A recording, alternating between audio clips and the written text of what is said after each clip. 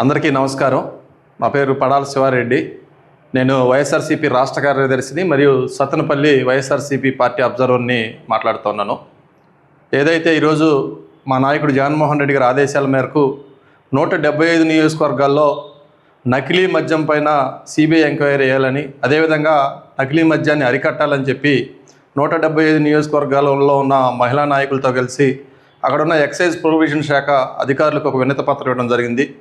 ఏదైతే ఈ ఉమ్మడి చిత్తూరు జిల్లా లేకపోతే అన్నమయ్య జిల్లాలో మొలకల చెరువులో పట్టుకున్న నకిలీ మద్యం, అంటే వాళ్ళ పార్టీ టీడీపీ ఎమ్మెల్యే అభ్యర్థి జయచంద్రారెడ్డి ఒక నకిలీ మద్యం తయారు చేసే కేంద్రాన్ని ఒక కుటీర పరిశ్రమలకు పెట్టి నకిలీ మద్యాన్ని తయారు చేసి వాటిని బెల్ట్ షాపుల ద్వారా అమ్మించి ప్రజల ప్రాణాలతో చెలగాటమాడుతూ ఉన్నారు.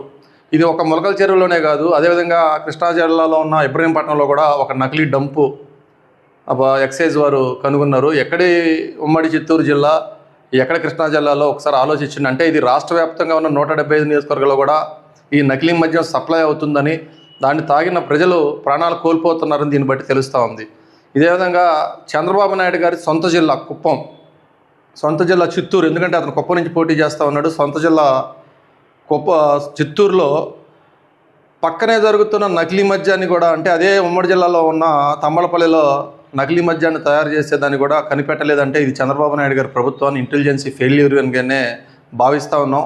ఒకవేళ కనుగొని తెలిసి కూడా దీన్ని ఎంకరేజ్ చేశారంటే వీళ్ళకి ప్రజల పట్ల కానీ వాళ్ళ ఆరోగ్యం పట్ల కానీ ఎంత నిబద్ధత ఉందో దీన్ని బట్టి అర్థమవుతూ ఉంది.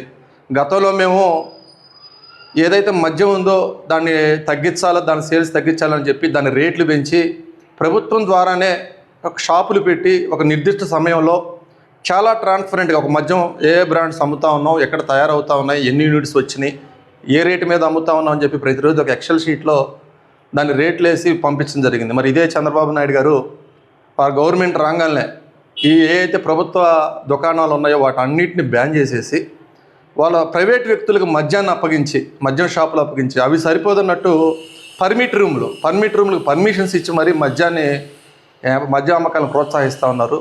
దీన్ని అలుసుగా తీసుకున్న వాళ్ళ పార్టీ నాయకులు నకిలీ మద్యాన్ని తయారు చేసి ఈ నకిలీ మద్యాన్ని బెల్ట్ షాపుల ద్వారా, అదేవిధంగా ఈ పర్మిట్ రూముల ద్వారా వాటిలో ప్రభుత్వ పంపించే లిక్కర్ దాంట్లో కలిపేసి చివరికి ప్రభుత్వం అంటించే ఏవైతే బార్ కోడ్స్ ఇవి కూడా నకిలీవి తయారు చేసి, స్కానర్స్ కూడా నకిలీ తయారు చేసి అమ్మటం అంటే ఒకసారి సంపద సృష్టించమన్నారని చెప్పి ఇట్లా నకిలీ మద్యాన్ని అమ్ముకుని సంపదను సృష్టించకూడదు.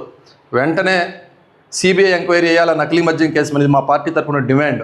సిబిఐ ఎంక్వైరీ చేసి గత 16 నెలల్లో ఎన్ని కేసులు నకిలీ మద్యం తయారు చేశారు, ఆ నకిలీ మద్యాన్ని ఏ బెల్ట్ షాపుల ద్వారా, మెయిన్ షాపుల ద్వారా అమ్మారు, ఆ అమ్మిన పరిధిలో ఎంతమంది నకిలీ మద్యం తాగి అనారోగ్యానికి గురయ్యారు లేదా ఆసుపత్రి పాలయ్యారు, కొంతమంది చనిపోయి ఉండొచ్చు. వాళ్ళని సిబిఐ ఎంక్వైరీ చేసి నిగ్గు తేల్చి తక్షణమే ముందుగా ఆ చనిపోయిన వారికి, అనారోగ్యానికి గురైన వారికి ప్రభుత్వం తరపున అండగా ఉండాలి.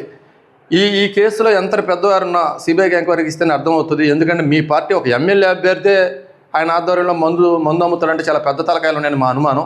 సిబిఐకి అప్పగిస్తే వాళ్ళు ఎంక్వైరీ చేసి ఈ కేసులో ఎంతటి పెద్దవారున్నా సరే వాళ్ళని కనుగొని ప్రజల ముందు, చట్టం ముందు దోషులుగా నిలబడి శిక్షించాలని మా పార్టీ తరపున కోరుతా ఉన్నాం.